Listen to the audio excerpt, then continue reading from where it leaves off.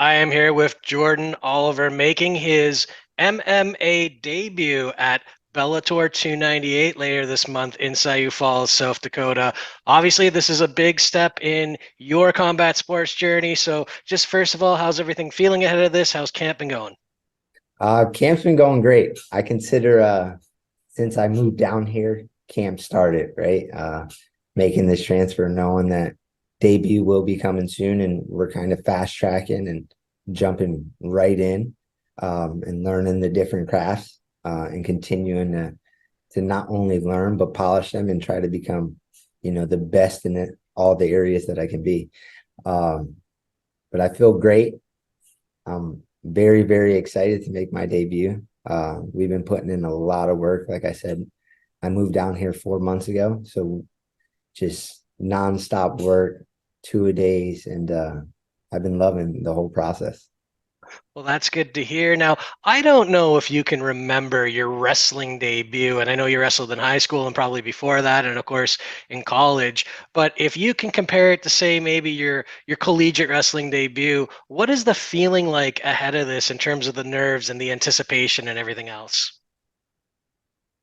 Um, I definitely would compare it to my college debut, right? For wrestling for Oklahoma State, knowing that you want to put on a show, but you also, you want to give the best version of yourself, right? And sometimes it's a spectrum, right? Sometimes when you want to put on a show, you can get a little bit sloppy, and sometimes when you want to be the best version of yourself, you can be a little bit complacent and hold back, right?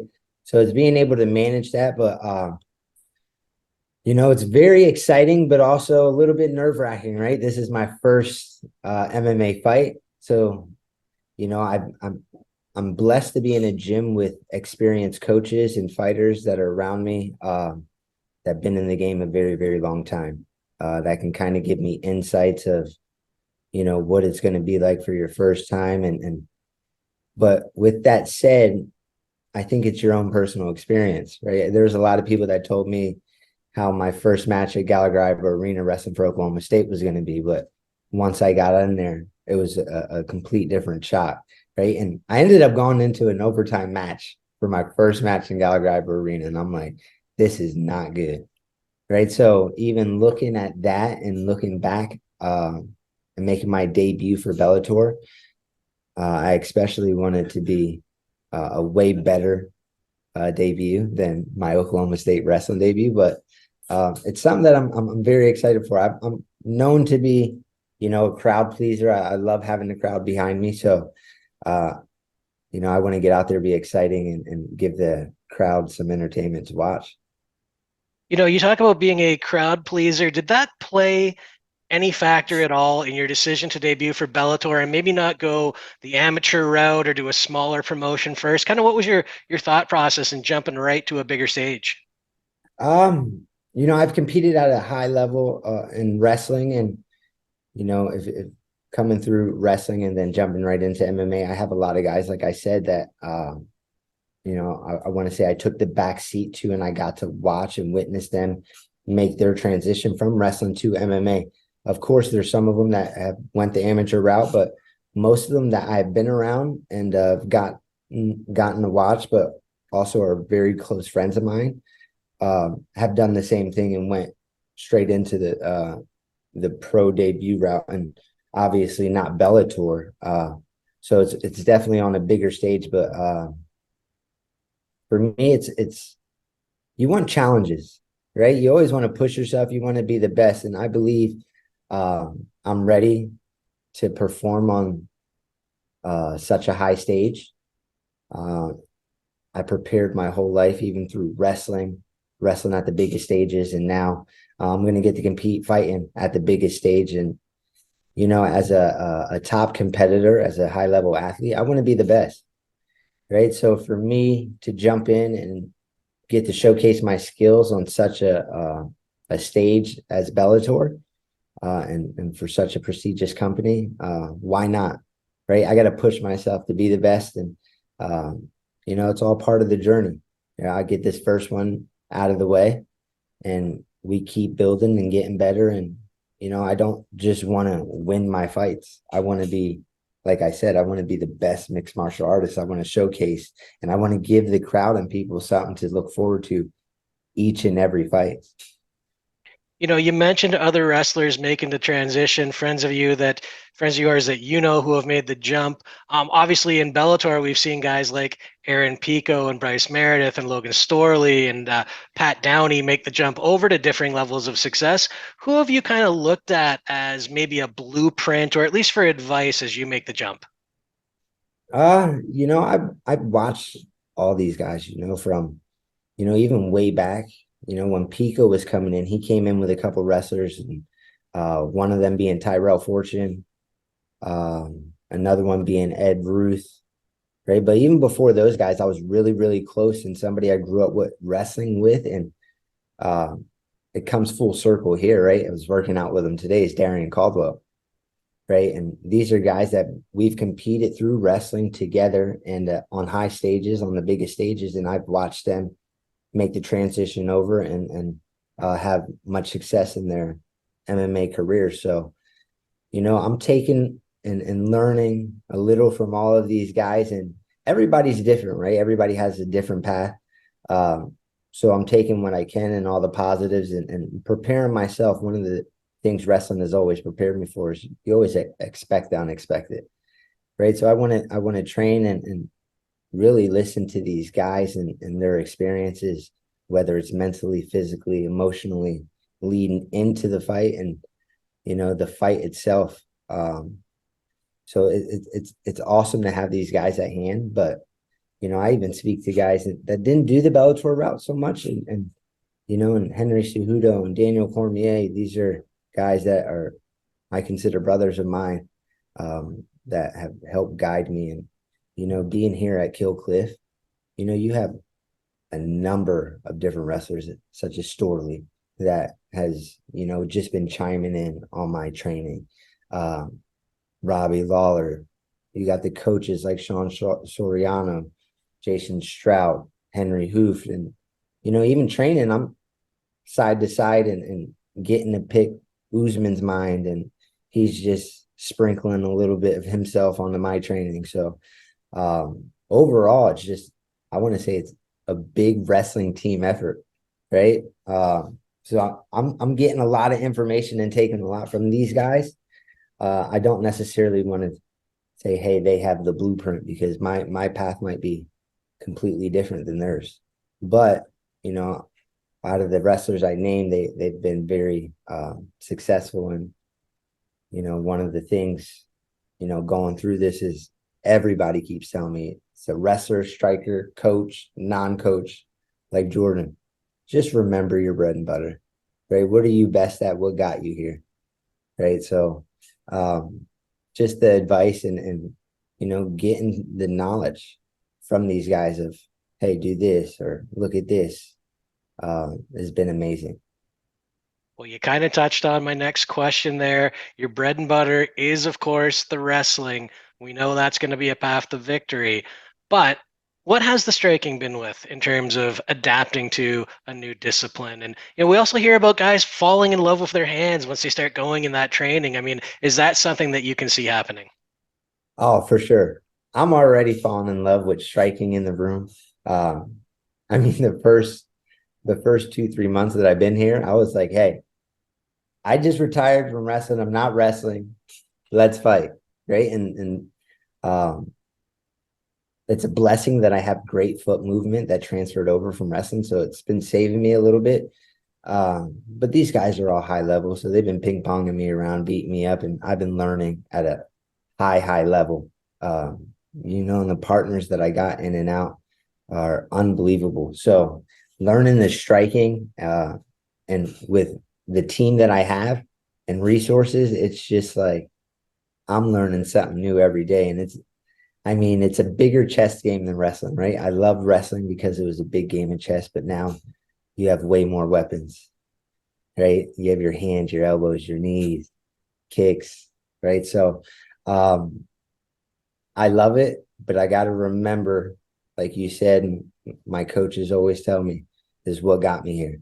So really, it's fell in love with the striking, something that I work on every day. Even when practice is done, I come home and I'm shadow boxing. My lady is like, dude, sit down and relax for a minute. So like the striking, I love it. Jiu-jitsu is also amazing, just because it's very, very close to wrestling and the flow and rolls. And it's just so many different traps. Um, I can see myself later on becoming a very, very, very high level striker. And it's something that I want to do. And obviously, I'll incorporate my wrestling. But what they have done very great here uh, is remind me and keep me at a high level with wrestling, but also learning the transitions from striking to wrestling and grappling on the ground. It's a little bit different. So we're taking the right steps of blending everything together and creating a very, very strong base. And then after the base is strong, then we can start maneuvering off and get into all the fancy stuff. Well, looking forward to seeing your development, your progress. Let's talk about this fight now. Andrew Triolo, one fight to his name in LFA last year, so there's not going to be a ton of tape out there, but obviously that fight's there. So when you look at him, what do you see? What were the takeaways, and what are you expecting? Uh, the crazy thing is his one fight is against somebody that trains here at Killcliff. Um, one of our guys that are here at Adamu.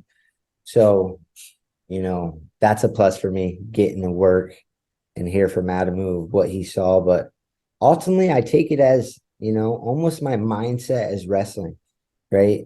See what he brings to the table, but don't worry too much about what he does, right? It's more so, what am I best at? What am I going to do? And what are my keys to victory, right? As long as I'm smart and I'm very aware of his strengths, it's more so, how can I be the best version of Jordan Oliver and be very precise, but execute at the highest level, right? So I'm aware of what he does, but we don't want to focus too much on what other guys do. And like I said, my mindset from wrestling is when I would do that, I would sit there and start focusing on, when's this guy going to go? What's he going to do? Right. Instead of focusing on, hey, I need to get to my offense. I need to get to my takedowns, my strikes, and I need to control this cage. Right. And make him worry about what I'm going to do. Makes sense, and definitely a stroke of luck that his former opponent is a teammate of yours. If all goes well, and hopefully it will for you later this month, what's kind of the game plan in your mind for how your career progresses? Do you want to get a couple of fights close together? Is this kind of a one and then go back and build for 6 months and then come back? What's kind of the image that you have? I think like I take the blueprint, excuse me, from wrestling, right? It's the more you compete, the more times that you can, sometimes in the training room, it's all nice and dandy and everything's gone right. But when you put yourself in competition and the nerves and you hit that fight or flight mode, um, you start seeing some things that you can improve on, you could have done better.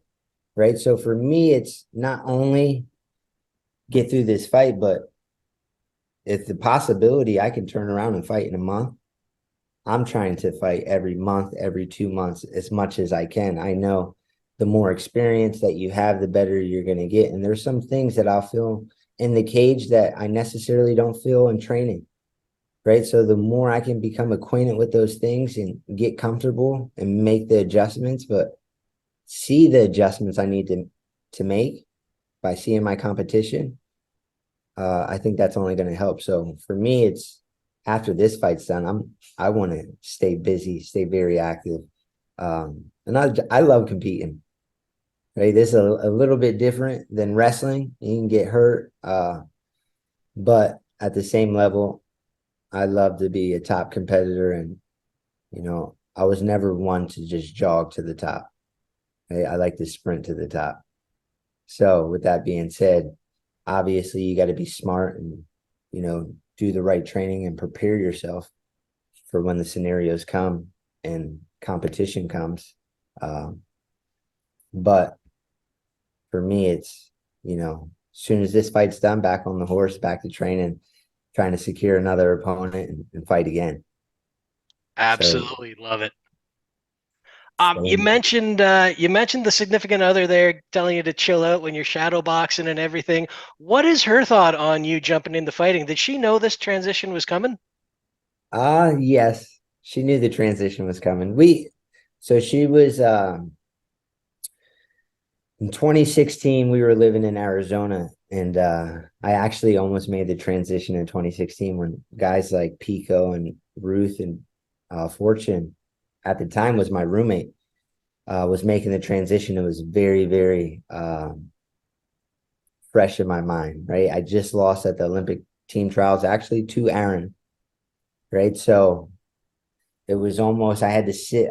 I sat for a week, and I literally I went down the MMA road and was talking to, agents and talking to the Bellator promotions. And, for me, myself, I thought I have to make the USA team. I have to be the best in the USA, go challenge to be the best in the world before I can even go over the MMA. Right. So we kind of made that agreement and stuck it out to wrestling. And, 4 years later, after making an Olympic team, you know, the question was, do I still want to compete or do I want to go into coaching? Right. And we wanted to compete, and we still feel we have I still got a lot in the tank. I'm still in my prime, feel great. And this is something that is a small window. If I want to compete and be the best MMA fighter, go win a world title for myself, it's now or never. And coaching, I'll eventually, I'll jump into coaching after this is done. But as a competitor, this was the right move. Wow, love it. And you mentioned Aaron Pico there. You've also wrestled Bryce Meredith. I believe that was 2019 at the Nationals. I could be wrong on the dates, but you've got to win over him. He's in Bellator. Have you thought, I'll let you go after this one, but have you thought about the possibility of maybe meeting one of these guys in the cage now that you're joining the promotion? Well, that's always the thought, right? These guys are really, really good friends of mine. But at the end of the day, uh, just like wrestling, we had to compete against each other. Very respectful. We known each other for years and obviously trained together. Consider them friends of mine. Uh, working our way up, and Aaron's freaking phenomenal. Bryce is phenomenal. There's no doubt in my mind that maybe one day in the future our paths might cross or are gonna cross, and I wish as much success for those guys as I have for myself, and I hope for myself. Uh, but it would be awesome. It would be awesome to put in the work. And, long story short is you got to fight your friend for a title. I mean, it stinks the situation, but, you take a step back from the emotions and the friendships, and you're like, dude, we worked our butts off, right? We're two of the best in the world, and we're, hey, let's just have fun and beat each other up, and after we'll be friends again, hopefully. Okay, but Wow. it's something that, I know the wrestling world would love to see it. Um, the fighting world, obviously, but if our paths cross, it, like I said, we have mutual respect. It would be no problem to go in there and punch each other in the face and then come out and let bygones be bygones. Well, it's definitely an interesting scenario. I love getting to see somebody start their journey, and then in a couple of years, we might see just what you're hoping for go all the way to that title. Good luck on the sprint to the top, Jordan. Thank you very much again for the time today. Looking forward to the debut, Bellator 298, Sioux Falls, South Dakota. Best of luck in the fight. Thank you. I appreciate the time and the opportunity to come on and talk about my debut in training. Absolutely, man. Anytime. You have a great day. You as well.